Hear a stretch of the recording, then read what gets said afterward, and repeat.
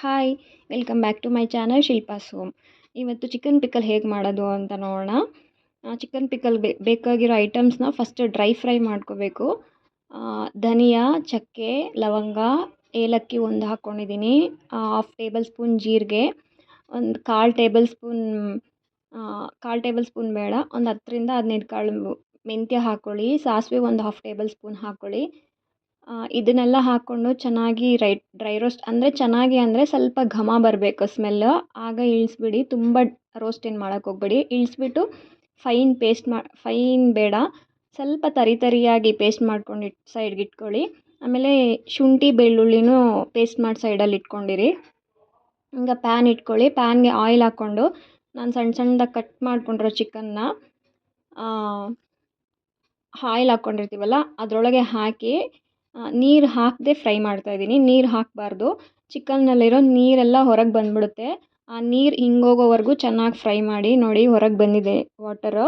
ಈ ವಾಟರು ಹಿಂಗಬೇಕು ಎಲ್ಲ ಚಿಕನ್ ಒಳಗೇ, ಅಲ್ಲಿವರೆಗೂ ಫ್ರೈ ಮಾಡಿ. ಪ್ಲೀಸ್ ಯಾರಾದರೂ ನನ್ನ ಚಾನಲ್ನ ಸಬ್ಸ್ಕ್ರೈಬ್ ಮಾಡದೆ ನೋಡ್ತಾ ಇದ್ದರೆ ಪ್ಲೀಸ್ ಸಬ್ಸ್ಕ್ರೈಬ್ ಮಾಡಿ. ಆ್ಯಂಡ್ ನೋಡಿ, ಚಿಕನ್ ಈಗ ಚೆನ್ನಾಗಿ ಬೇಯ್ತಾ ಇದೆ, ವಾಟರ್ ಕಂಟೆಂಟ್ ಎಲ್ಲ ಹೋಗಿದೆ. ಚಿಕನ್ನ ಸೈಡ್ಗೆ ತೊಗೊಂಡ್ಬಿಡಿ.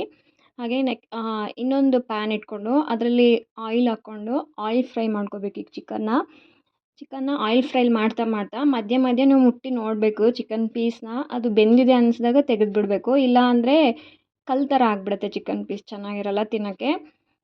ನೋಡಿ, ಸ್ವಲ್ಪ ರೆಡ್ ಕಲರ್ ಆಗುತ್ತೆ ಚಿಕನ್ ಪೀಸಸ್ಸು, ಆವಾಗ ತೆಗಿಬೇಕು. ಇವಾಗ ಬೆಂದಿಲ್ಲ, ಇದು ಇನ್ನೂ ಸ್ಟಾರ್ಟಿಂಗಲ್ಲಿದೆ.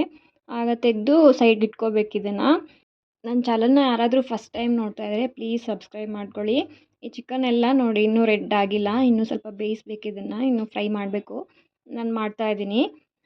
ಈ ಚಿಕನ್ನು ಸ್ವಲ್ಪ ರೆಡ್ಡಾಗಿ ಫ್ರೈ ಆದಮೇಲೆ ನೀವು ಮುಟ್ಟಿ ನೋಡಿ ಬೆಂದಿದೆ ಅನಿಸ್ಮೇಲೆ ಸೈಡಿಗೆ ತೆಗೆದು ಇಟ್ಕೊಂಡ್ಬಿಡಿ. ಸೈಡಿಗೆ ತೆಗೆದಾದ್ಮೇಲೆ ಅದ್ರಲ್ಲಿ ಆಯಿಲ್ ಕಂಟೆಂಟ್ ಮಿಕ್ಕಿರುತ್ತಲ್ವ, ಆ ಆಯಿಲ್ ಒಳಗೆ ಶುಂಠಿ ಬೆಳ್ಳುಳ್ಳಿ ಪೇಸ್ಟ್ ಹಾಕ್ಕೊಂಡು ಅದನ್ನು ಚೆನ್ನಾಗಿ ಫ್ರೈ ಮಾಡಿ. ಫ್ರೈ ಮಾಡೋದು ಅಂದರೆ ಅದರಲ್ಲಿರೋ ವಾಟರ್ ಕಂಟೆಂಟ್ ಎಲ್ಲ ಹೊರಗೆ ಬಂದುಬಿಡಬೇಕು, ಹಾಗೆ ಫ್ರೈ ಮಾಡಬೇಕು. ವಾಟರ್ ಕಂಟೆಂಟ್ ಚಿಕನ್ನಲ್ಲೂ ಇರಬಾರ್ದು, ಶುಂಠಿ ಬೆಳ್ಳುಳ್ಳಿ ಪೇಸ್ಟಲ್ಲೂ ಇರಬಾರ್ದು, ಇದ್ದರೆ ಪಿಕಲ್ ಹಾಳಾಗುತ್ತೆ. ಅದಕ್ಕೆ ಹೇಳ್ತಾ ಇದ್ದೀನಿ. ನೋಡಿ, ಇವಾಗ ಇದೆಲ್ಲ ಬೆಂದಿದೆ. ಇದನ್ನು ತೆಕ್ಕೊಂಡ್ಬಿಡಿ ಸೈಡ್ಗೆ.